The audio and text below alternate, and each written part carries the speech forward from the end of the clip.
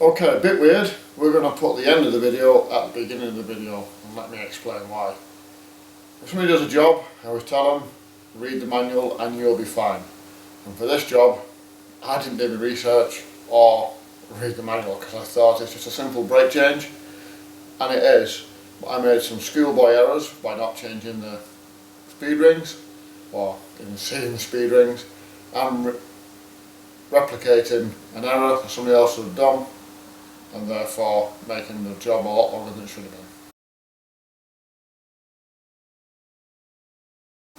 So today's job is to fit some brakes, or more specifically rear brakes, on a Ford K. So we've got some drums to replace. We've got some brake shoes, and while we're doing it, we're going to put some bearings in as well. First job is to jack the car up and take the wheels off. If you are going to do this for a trolley jack, then I can highly recommend one of these little rubber blocks that you can buy off eBay, plenty of other places. It's got a little cut line out here so that when you jack the car up, you don't damage the actual joint where the two seams come together. Well worth every penny, so let's crack on and get the car jacked up and the wheels off.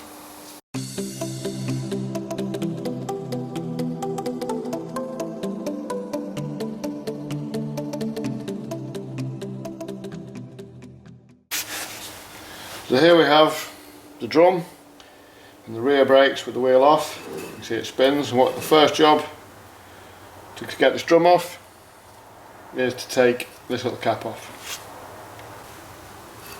Now somebody's already had this cap off and done a bit of damage, and we'll try to do a little bit less, but normally it's just a question of getting a screwdriver in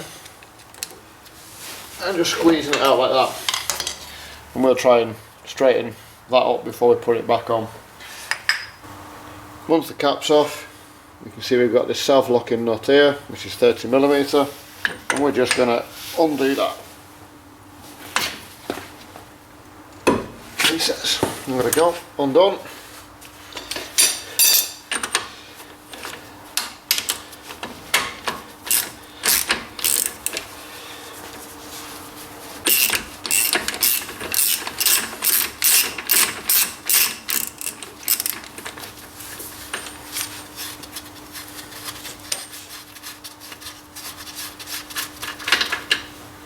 There we go, that's off.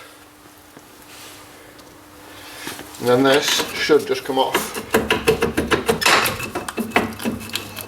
That's the inner bearing.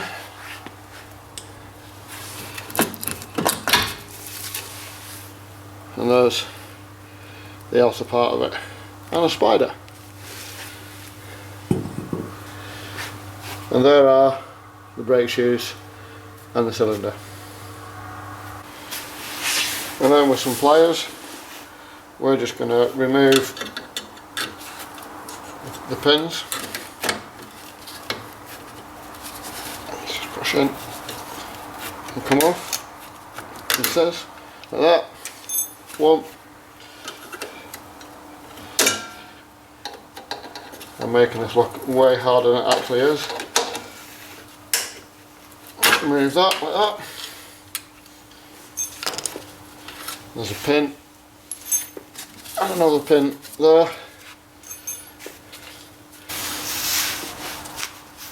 Now that I've removed the top spring and opened up the shoes, we can now remove the assembly, hopefully. Get out far enough. There we go, like that. And then all we've got here, that's going to come off, is the cable for handbrake, which we need to get off as well. So now we're just going to hold it up, slide this around, take that out. What I've also done is give it a bit of a spray with some brake cleaner just to keep the dust down. Probably should have done all of this cleaning before I started. So we need to make sure that the shoes are the same. They're also sided, so there's another pair that fits the other side. You can't really get them wrong, to be fair. We've dropped the plate in there, and we've put the top spring in already, and then this spring here is for the handbrake. We're going to drop this in there, and then again more grips would be better for this job, but we'll get it. Before we do put the shoes on, it's always a good thing to do is to check that your cylinder isn't leaking and isn't damaged, because it's way easier to change it now than it is to put it all on and then have to take it all off again to replace it. This one seems to be okay. And then with some long nose pliers, push the spring back on the handbrake cable.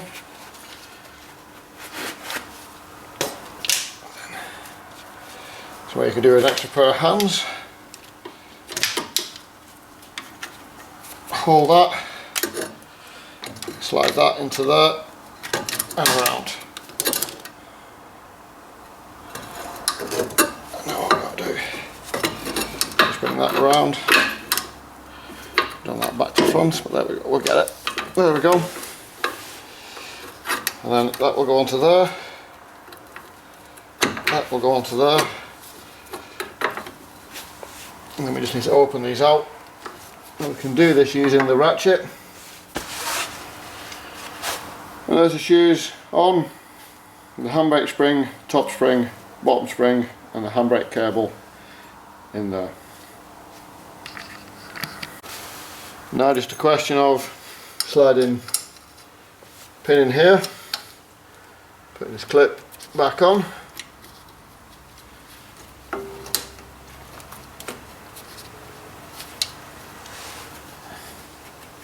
like so, and the same on the other side.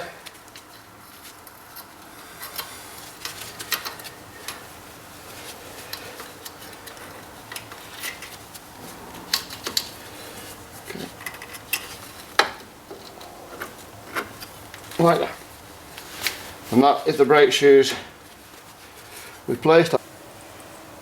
It's now time to look at the new drum and the bearings. The bearing comes in two halves, the outer bit and the inner bit, and they roll like so.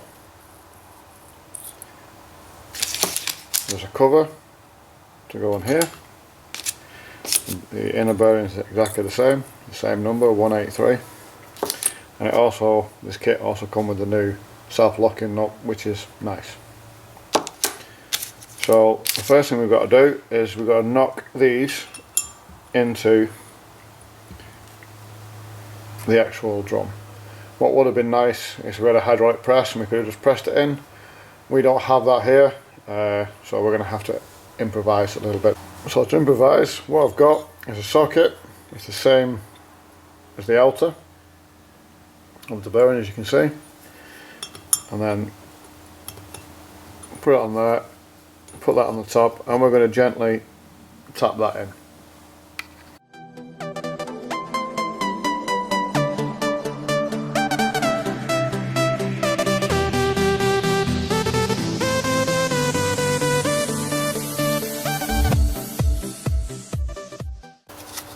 Now we've fitted the back outer race, it's time to do the front one.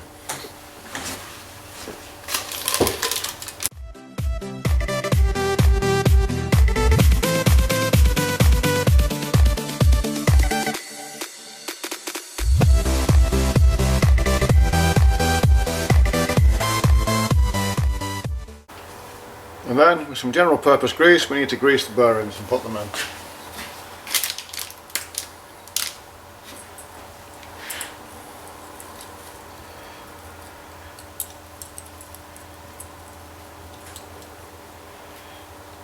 Grease on there, lovely. Get that in there like that. Pack it full of grease. Get that grease in that bearing. Lovely. Cloth.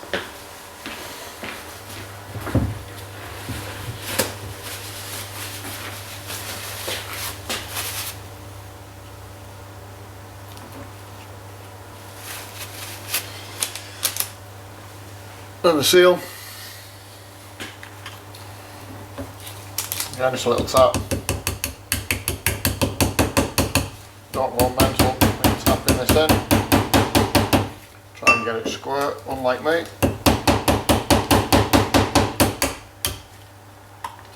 Yep, come on. Then socket maybe of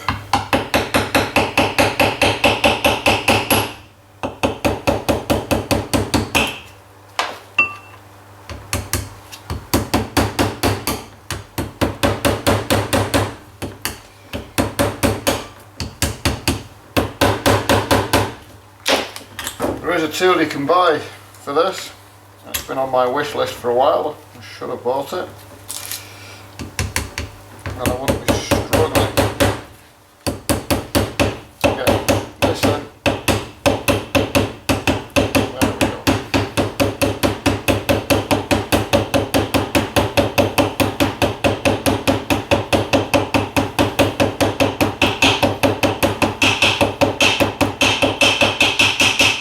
go. That's in.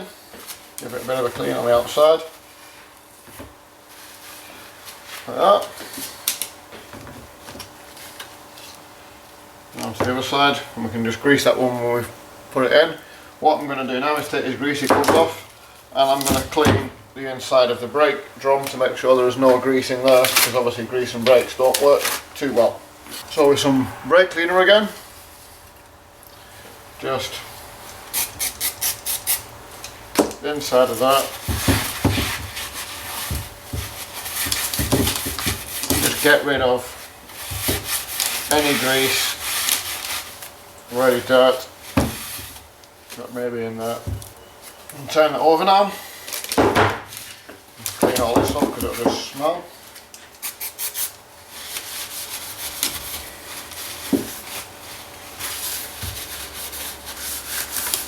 Wonderful. Now we can grease the front bearing.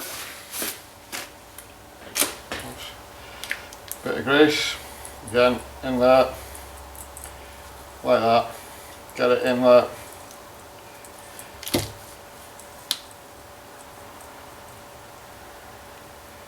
Get it into the bearing.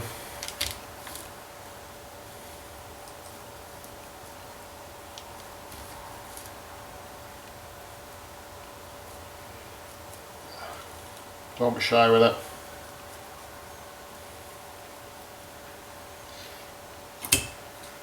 Drop that in there, and now we can put this back on the car. Okay, and now we can just slide this on like that.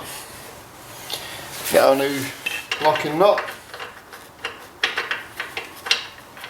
That one completely on, there we go. And tighten this up. We'll start with a ratchet. Keep turning the drum as we do it. And then we're going to change over to the torque wrench when it gets tight, and it needs to be 235 Newton meters or 173 pounds-foot. Swap over now to the torque wrench. And there we go, 235 Newton meters. Still spins. Brilliant. That's one side done. Right. I'm an idiot basically. Some of you that have been watching the video will probably have noticed that I didn't take the speed ring off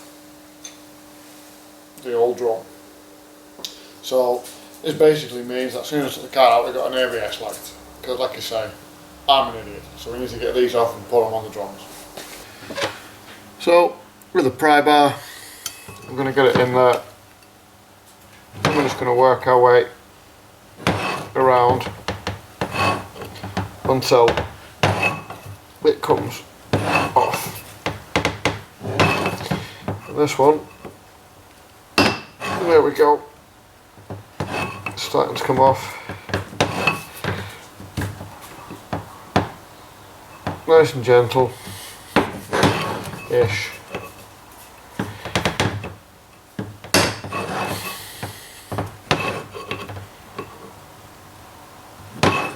working the way around, we don't want to damage it. He says as he throws it across the room. So there's a speed ring. Just need to tap these onto the other drums and we might get rid of the ABS sensor light. Okay, one speed ring, one plastic hammer, nice and gently. Give it a tap.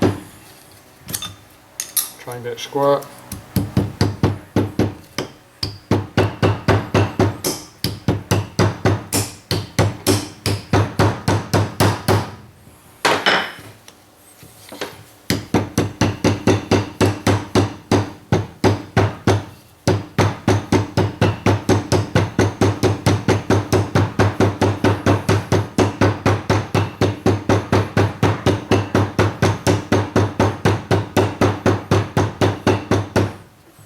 There we go. Down. Hopefully not damaged. Now let's put it back on for the third time.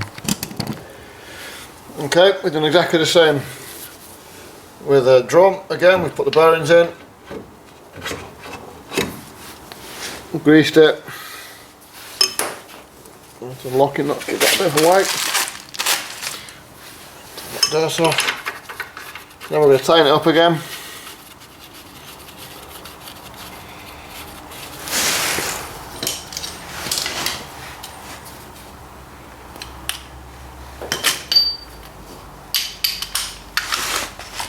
Starting with the ratchet.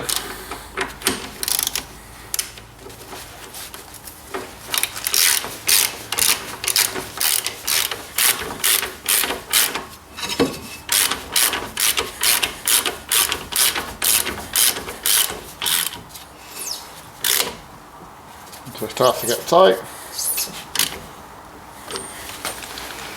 And then move over to the torque wrench. And again, 235 Newton meters. Rotating as we go along.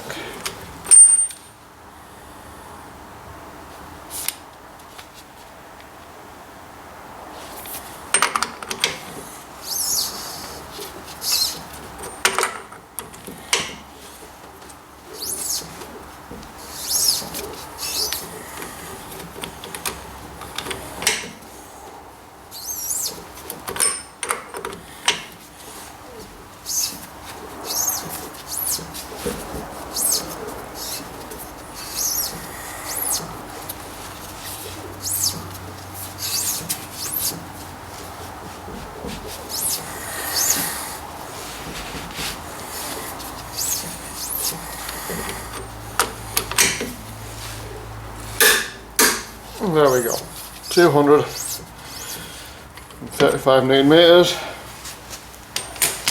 The last job on this side, just try and make that little dent a bit better, stop any rubbish getting in there, which we're going to do, and then we'll just knock that in there, job done.